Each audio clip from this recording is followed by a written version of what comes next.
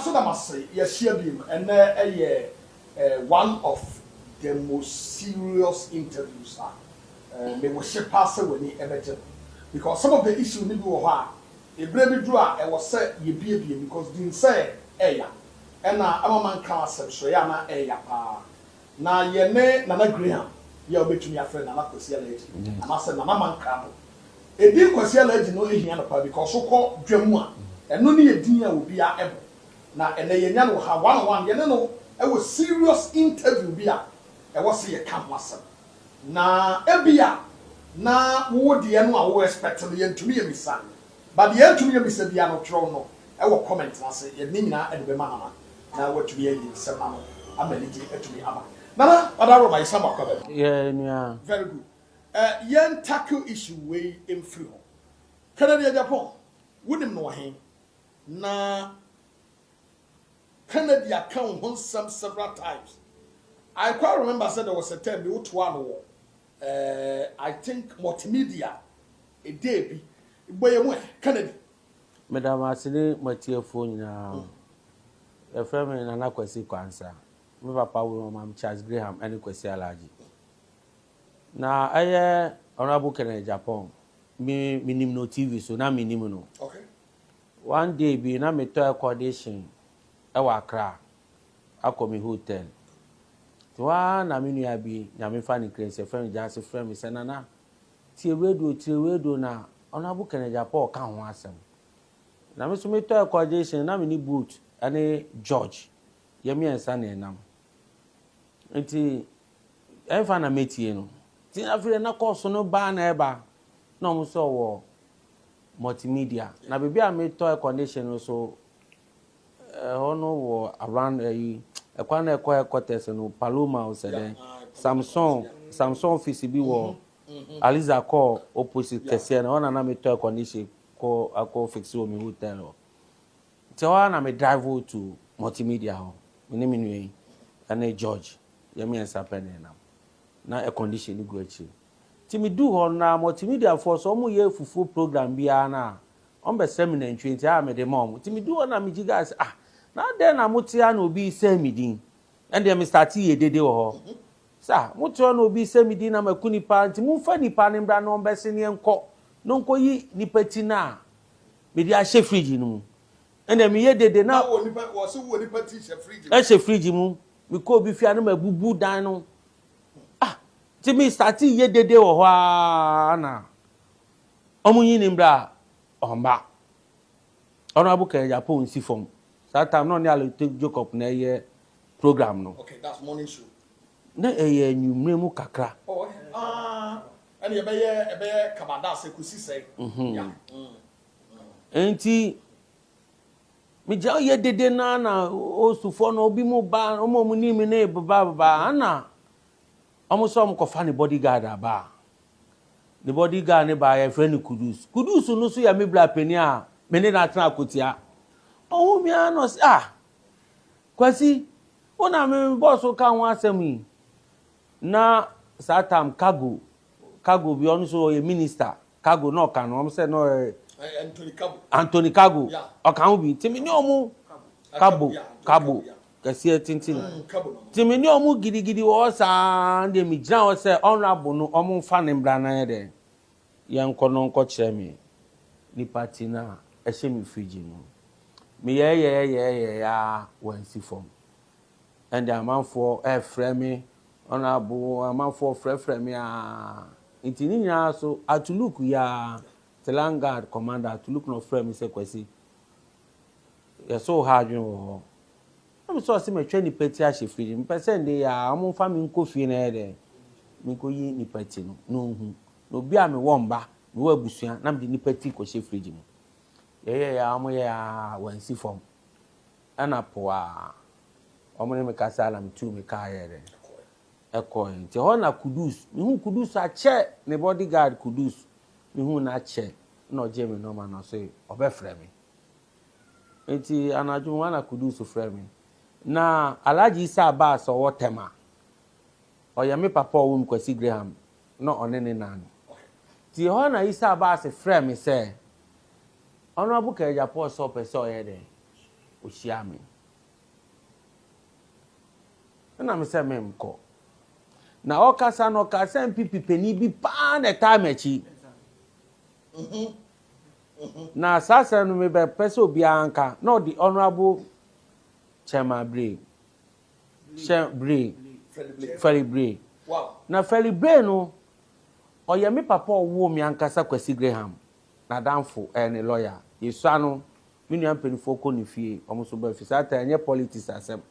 me papa wi kura ko 19 years ni to 21 years nti oye like me papa na okasa asem ko fon ko ka che ne say honorable chairman Bray na time machi na me di bone nti me so me bo honorable amane na o se o de ko na me call ye enti me call ye no yewura ne hall am ni isa bas ni kudus ni jase ya me fa ne krese na kene ja pa obo mi ti se pa mi mi ti se ni ti na me so honorable member mi ti na me yo hene no so ade me boafu ana na e try no se ebe no coffee ana ebe no bibi na me so me okay and no start say one policeman be a friend Kennedy o ka so no e crime officer okay oni na na ke ni nkrofo bi na ebe ka asem ne kire no na me na ona bu wan hwehwem anye den embisa na use mi din se e kan ya Kwasi Alhaji bibi na me se me ye den be okay ana poa me ko ye enti me ko ye no anti ne ka bi ma na later no wa na oya o se me mesra no ya na makosra no one day bi one na ri betwa mu Kwasi Fosu me office ana mo so omo ba jombe park o me office animo na so yo person ko hwe fete no nu fete na che say bebe a wakan nyina no na fete okra onko hoda enti no mo ne on ba ge ba ko enenam na o park ni ka no ja ne ba ni e wo ka no ene ne driver na one ne yiri tra me lankusem obi e komipa makumipa no na yakɔhwehwɛ fɛtaa no so beto tonsa so me de ne kuchia ɔhene kura ɔyɛ de ɔwɔ fɛtɛ ɛne kasa ya afɛfɛfɛ ɛne yakɔ ntewa no afrɛ me Kwasi wo ti sɛ me so wo ye fine ɔne me ye fine then adentina because anytime a issue be abesi ina kasoa ana fete ana any other area be na yakɔtwe video naba na ya de aba be tag adena ma Kennedy ma bonten me kase ebi asem no kan no wanye hwemu yi ansana oba na ebi asem ni say ntina oye na unclear that ade no free nana makacha honorable sa ebi onim so ya ombe hu so onka no kre no so ye enti ompese oye mi tu kwanko Amsterdam me kwa America me ko ye program o adichi e de take me from honorable kacha ni so honorable ade a o de to me so yi say me business nti hwe na ye na anytime bia obi mbewu se me ye ade ya ade papa no na mo de ayere aba na nipa ahwe na agumani ma siti hwe na ayere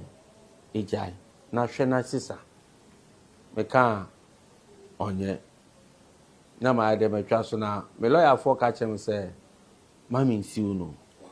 na no credit one be na nti o mami nyansa otimi tumifo yese ebeboa ma enye waja pade nya ofa ko koye waja pade o baabi koye say business o ya otumefo na nsen ya kra omotu MPP aba promise ya ye ni ko bantu ni akọ bantuma no dom tu aba no wi ade chin me ofia oni kudus ene ne yire omba me nchen ofie ombe pakeka osi en kompo ano yeko 19 po ano akọhwehwe nsase oso peso ye beach oye se yeko 19 bobe 1 to 2 ena e ba fie ena obefa ne ka po ano ye de okoye me wa me frame ti me ko ni fie o ti me frame like mi aketwa asem isi kura no wa makuru so aframe ana me ana me fa omokoye se a ade na onye no ha me because ewiasim untimi nku nipa emfa nko she fridge mu emanya oye nchew eti ɛna asase a wo bebrebe no feta asase nsan mitimi nkɔ na mekobu obi dan a ɔne ne mba tim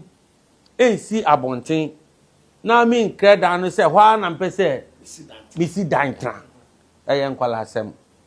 enti mɛsrɛ ɔno abo sɛ ɛne Ghana man nyinaa sɛ ɔno abo ɔyɛ me bla penny ɔma me nyansa otumifo ohumi ade ɔyɛ me mekɔnu fie a ɛyɛ me fɛ so saa deɛ no otwa to me so no edi me nyampa wɔ mabrabo mɛsrɛ no pa onyankopɔn dim ne Ghana man nyinaa sɛ no kura bi anim sɛ mekuni pa ɔyɛ ne yiri 50 years ayi no ɔma invitation card mekɔ bi wow mene no pictures mene no onyoma bebre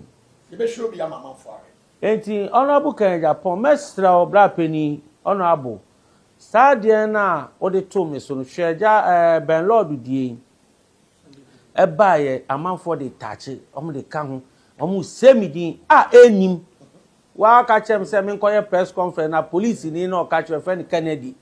me nkɔyɛ press conference na me mfengu n'anim ase na den na wo deɛ ɔmba abɔnten se a wo sɛ wo pɛm asɛm wo dɔ me wafa me unu aketua wo ma me nyansa ɔmbɛyɛ ɛnu ti na asɛm si me nua Kudus ɔfrɛ me saa